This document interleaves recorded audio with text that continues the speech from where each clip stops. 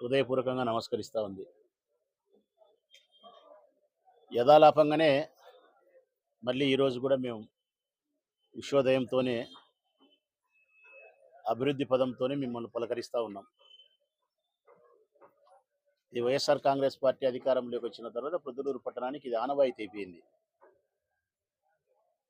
ప్రతినిత్యం 365 రోజులు, ఏ 60 రోజులు మినహాయిస్తే 300 రోజులు మేము ఈ పట్టణంలో, ఈ నియోజకవర్గంలో ఏదో ఒక చోట మౌలికమైనటువంటి వసతులు కానీ, ప్రజలకు అవసరమైనటువంటి అభివృద్ధి కానీ అందించే విషయంలో మిమ్మల్ని ప్రతిరోజు, ప్రతినిత్యం, ప్రతి ఉషోదయం మిమ్మల్ని పలకరిస్తూనే ఉన్నాం.